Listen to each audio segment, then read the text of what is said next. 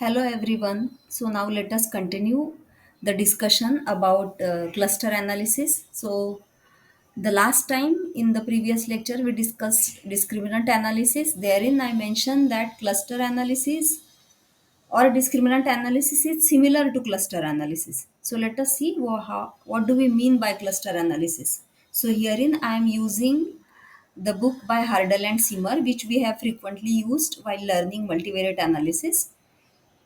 So, as we have discussed several times before, the multivariate data involves data on multiple random variables which are in some or the other way associated with each other. So, while doing principal component analysis, we try to capture the variation in the data by converting it or by making a linear transformation of the data, and then we decide the number of linear transformations, that is the number of principal components, on the basis of the variation, the amount of variation or the percentage of variation that we want to be explained by the reduced data. So in somewhat similar manner, now cluster analysis addresses not the problem of data reduction but the problem of grouping among a multivariate data.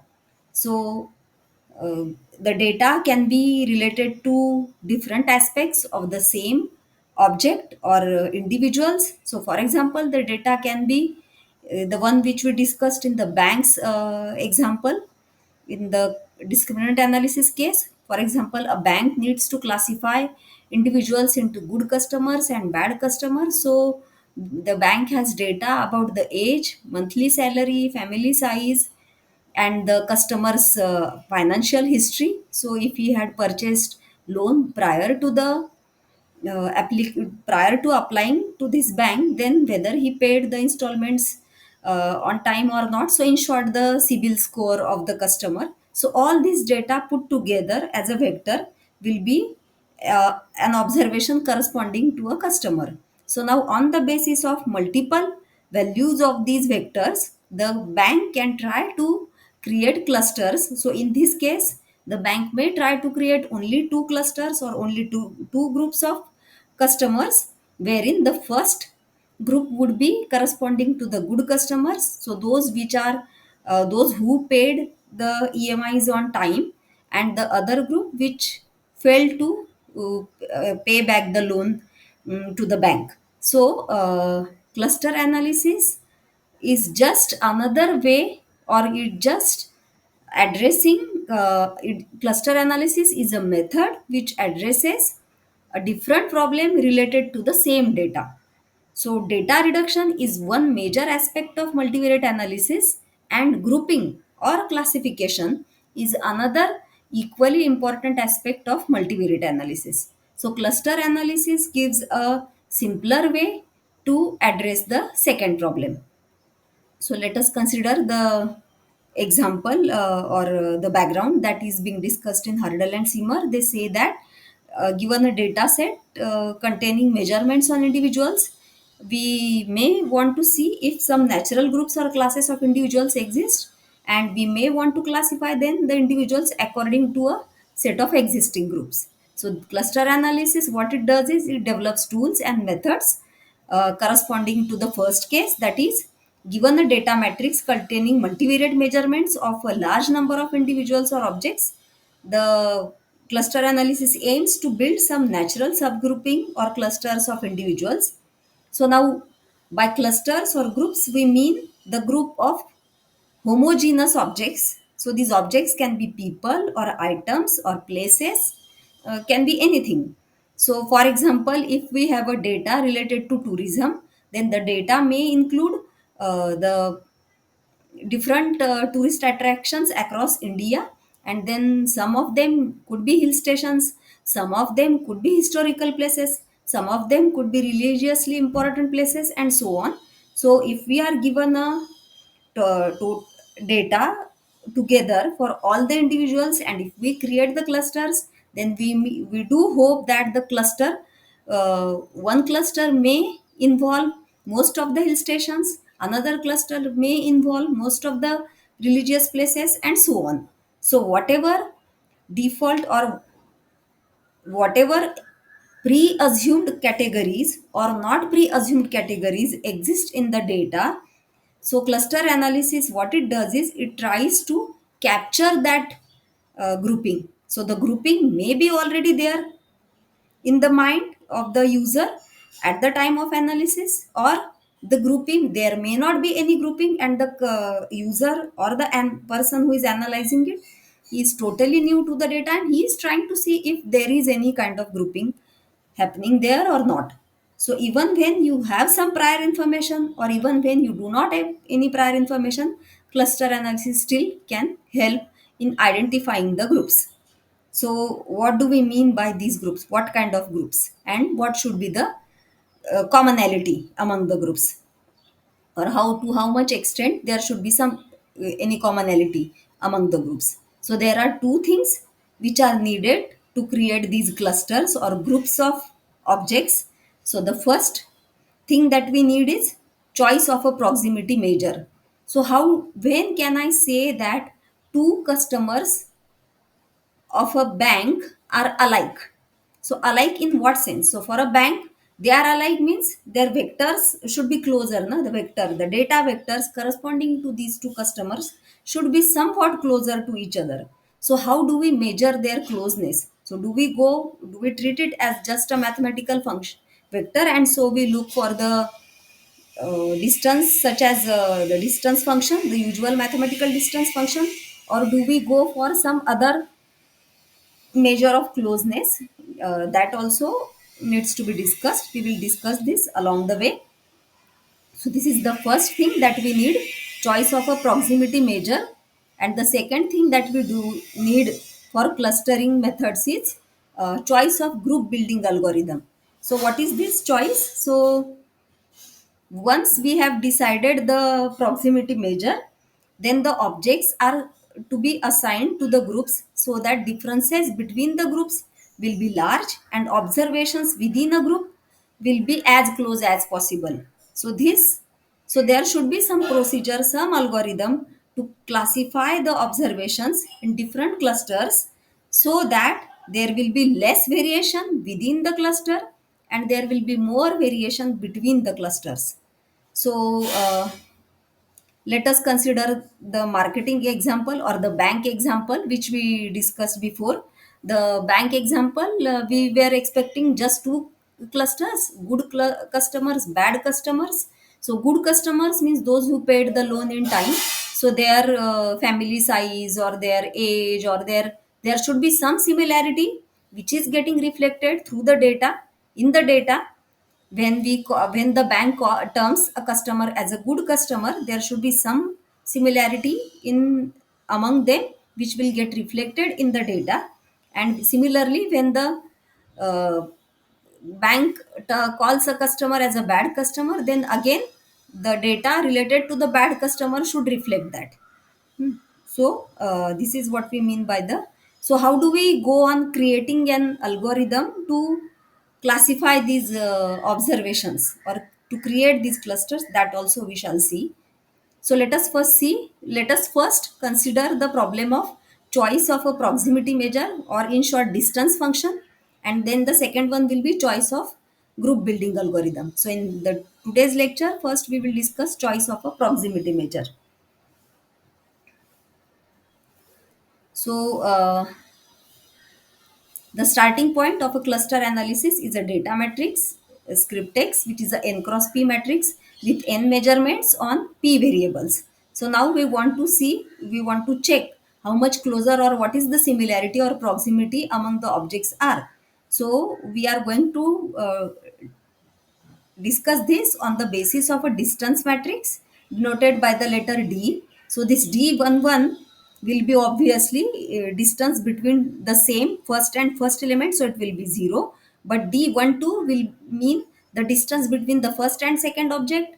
Similarly, this D1n will mean the distance between the first and nth object, and so on. So this D1j can be L2 norm, or this D1j can be square root of x square, the root of the norm between the difference between the two vectors, root square root of the distance between the two vectors and so on. So there are various ways in which one can measure the distance. Let us see what kind of ways in which we can do this first. So let us first focus on the distance function.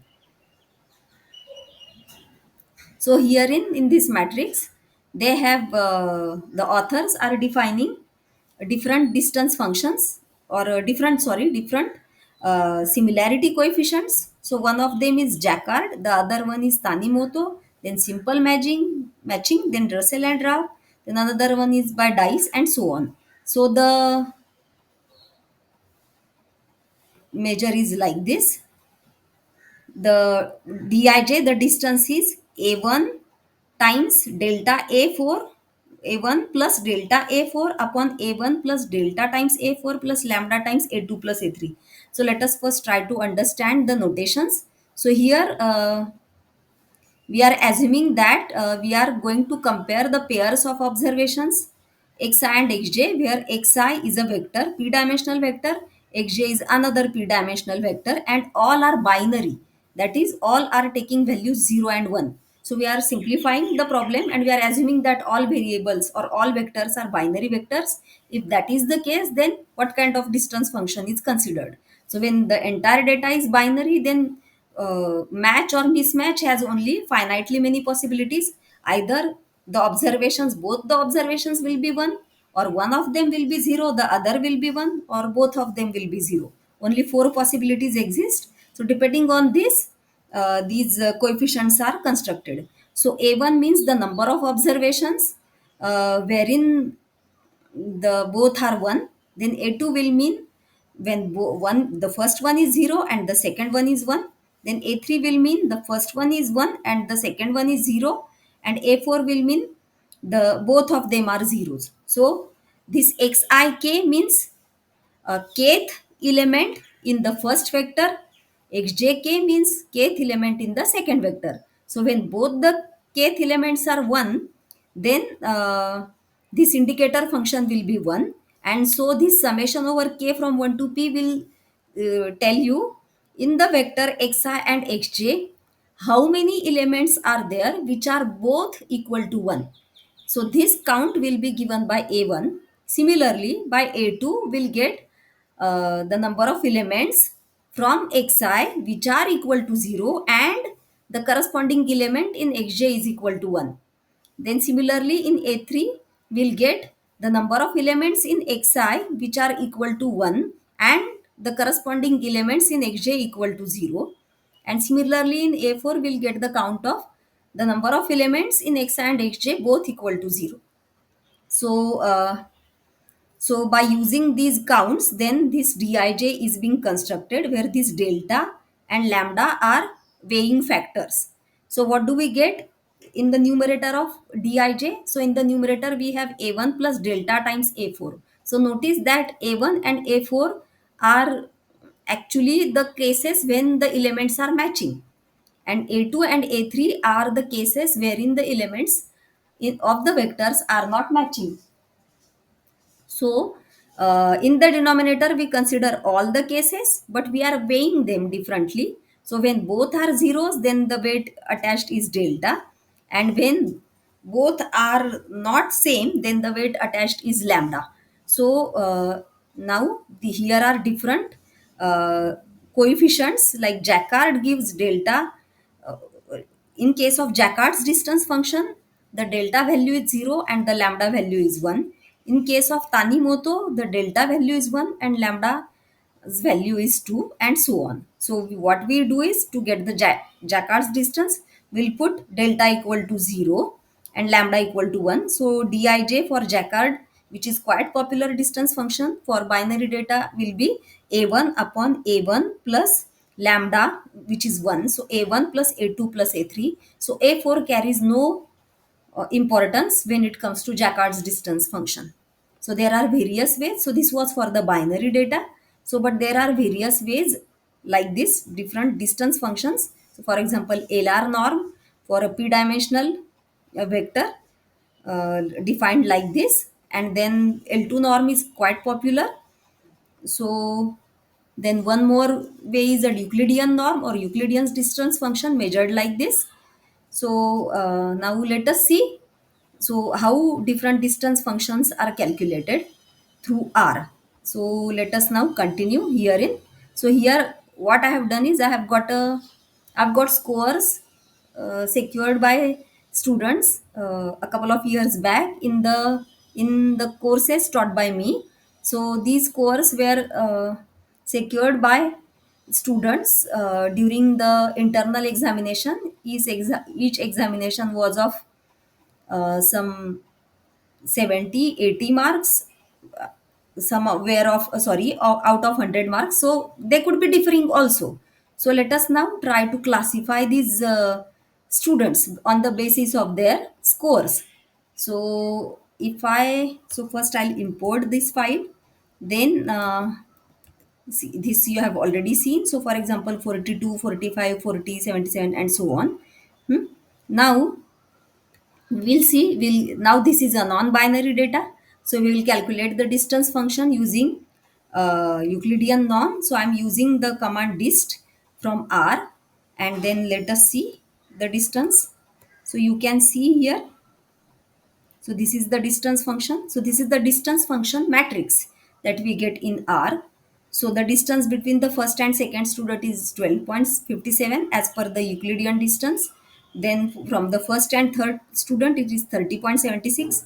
So let us now try to locate a pair of students wherein the distance is really large. So, for example, first and fourth student. So, 87.72, which is quite large. So, let us go back to the original data and see if the first and fourth students' score actually differ that much. So, look at the first student scores in the different exams, these five exams. So, 42, 48, 40, 44, 42. So, all are less than 50, whereas the fourth student scores are 77, 91, 91, 68, and 80.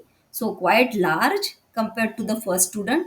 So what do we feel that because the distance between the first and the second student is large, so they should belong to the different clusters. So so let us see now. Let us go back to or shall we say let us try different distance functions. So let us look at the help in R about the distance. So the method is Euclidean. So but there are different methods to compute the distance measure. So one is Euclidean, another one is maximum, then Manhattan, Canberra. So let us try. So say D2 is equal to distance method equal to Manhattan. So the Manhattan method is not valid for the current data. So we can stick to because all are numbers, na? So we can stick to the Euclidean method. So now let us continue the discussion about cluster analysis. Back to the book. So here we are considering the French food data which we had discussed earlier also. So let us go back to the data for the sake of the understanding. So this is the data. So this data was collected. This data represents average expenditures on food for several different types of families in France. So these are the types of 12 different types of families and their expenses on bread, vegetables, fruits, meat, poultry, milk, wine, etc. So let us go back to the. So what we are trying to do is we are trying to create clusters.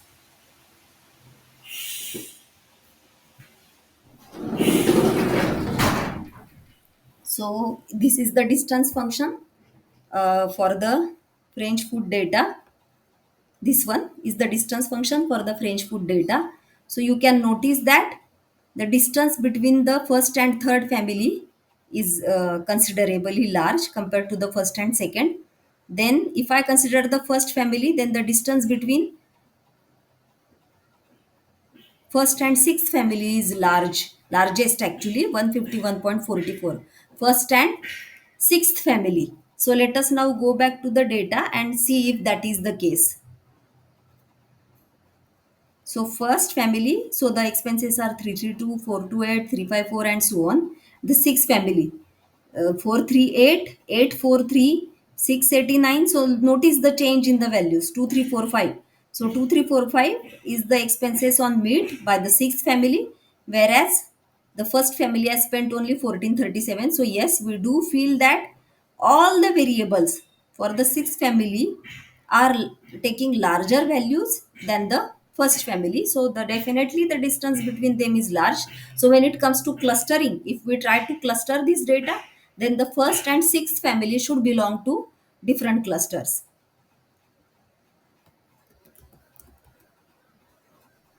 So this is how we need to interpret the data.